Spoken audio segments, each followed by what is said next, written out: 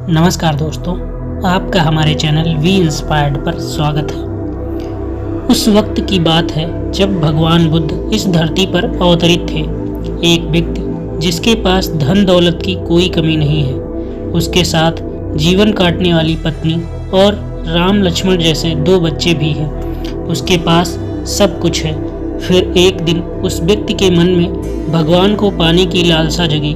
उसने सोचा कि मैंने बहुत सारा धन कमा लिया है, अब कभी धन की कमी नहीं आएगी, पर मेरे पास ईश्वर नहीं है, मुझे ईश्वर के दर्शन करने हैं। उस व्यक्ति ने ईश्वर को खोजना शुरू किया। फिर उसने कई सारे मंदिरों और धर्म स्थानों का निर्माण करवाया, पर उसे ईश्वर के दर्शन नहीं हुए। फिर उसने दान पुण्य करना शुरू किया। उसके खजाने से कई सारा धन दान पुण्य में लगा दिया, फिर भी उसे ईश्वर नहीं मिले। फिर उस व्यक्ति ने सोचा कि अब मैं बड़े बड़े धामों के तीर्थ करता हूँ। उस व्यक्ति ने कई तीर्थ स्थानों के दर्शन किए। ऐसे ही 20 साल गुजर गए, पर उस व्यक्ति को ईश्वर नहीं मिले। भगवान को पाने की कोशिश करते करते वो इंसान थक गया और आखिरकार वो एक दिन महात्मा बुद्ध के पास गया और कहने लगा कि महात्मा, मैं 20 साल से ईश्वर को खोज रहा हूँ, पर मुझे ईश्वर कहीं भी नहीं मिले। क्या आप मुझे ईश्वर पाने का कोई मार्ग दिखा सकते हैं? उस व्यक्ति की बातें सुनकर महात्मा बुद्ध उससे पूछने लगे कि सुनो बालक, ईश्वर खोजना कोई बड़ी बात नहीं है, वह तो बड़ी आसानी से मिल जाते हैं। अच्छा, तुम ये बताओ कि ईश्वर को खोजने के लिए तुमने क्या किया और कहाँ कहाँ खोजा? वह व्यक्ति बुद्ध को पूरी बात बताता है कि मैंने कई सारे मंदिरों और धर्म स्थानों का निर्माण किया, दान पुण्य किया और कई सारे तीर्थ स्थानों के दर्शन किए, फिर भी मुझे ईश्वर नहीं मिले।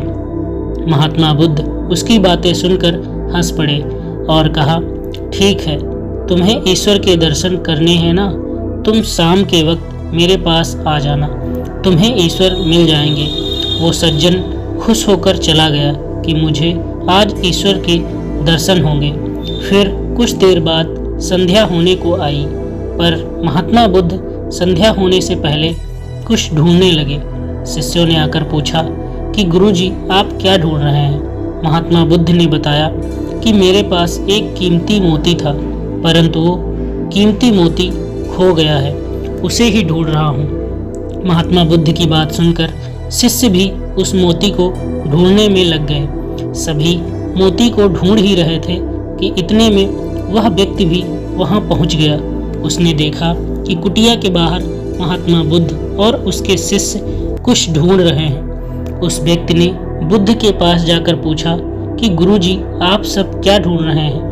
महात्मा बुद्ध ने बताया कि मेरा कीमती मोती खो गया है, उसे ही ढूंढ रहे हैं। यह सुनकर वो व्यक्ति भी उस खोए हुए मोती को पूरी लगन से ढूंढने लगा।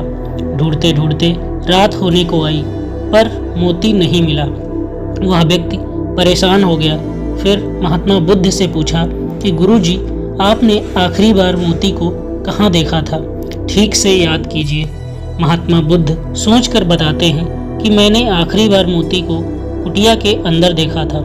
यह सुनकर वह व्यक्ति थोड़ा गुस्से में हो गया और बुद्ध से कहने लगा, लगता है आप में थोड़ी सी भी अक्ल नहीं है। अगर मोती आपकी कुटिया के अंदर गुम हुआ है तो कुटिया के अंदर ही मिलेगा ना, बाहर थोड़ी मिलेगा। आप सब व्यर्थ में ही बाहर इधर उधर ढूंढ रहे हैं और मुझे भी अपने साथ ढुड़ा रहे हैं। आप अपना समय तो व्यर्थ ही कर रहे हैं, पर दूसरों का भी समय व्यर्थ कर रहे हैं। फिर महात्मा बुद्ध ने उस व्यक्ति के सामने देखकर मुस्कुराने लगे। यह देखकर वह व्यक्ति बोला कि महात्मा, आप हंस रहे हैं, मुझे कुछ समझ में नहीं आया। महात्मा बुद्ध बोले, वत्स, मैं तुम्हें यहाँ बुलाकर यही तो समझाना चाहता था कि जिस ईश्वर को तुम 20 सालों से बिना सोचे इधर उधर ढूंढ रहे हो, उसे तुमने कभी अपने अंदर की कुटिया में खोजा ही नहीं। ईश्वर कभी खोजने से नहीं मिलते, उसके लिए तन मन पवित्र होना चाहिए, तभी ईश्वर के दर्शन होते हैं। अगर तुम ईश्वर के सच्चे दर्शन करना चाहते हो तो इधर उधर भटकना छोड़कर अपने अंतरात्मा में ध्यान लगाओ। ईश्वर तुम्हें वही मिलेंगे। अपने अंदर के ईश्वर को तुम देख लोगे तो हर जगह, हर इंसान में तुम्हें बस ईश्वर ही दिखाई देंगे। महात्मा बुद्ध की अमृत भरी वाणी सुनकर उस व्यक्ति को अपनी गलती का एहसास हुआ और बुद्ध के चरणों में गिर पड़ा और माफ़ी मांगते हुए कहा कि मैं व्यर्थ ही में इधर उधर भटक रहा था। वास्तव में तो ईश्वर हमारे अंदर ही है। दोस्तों, अगर आपको ये स्टोरी पसंद आई हो तो हमें कमेंट करके ज़रूर बताएं और हमारे चैनल को सब्सक्राइब करें। धन्यवाद।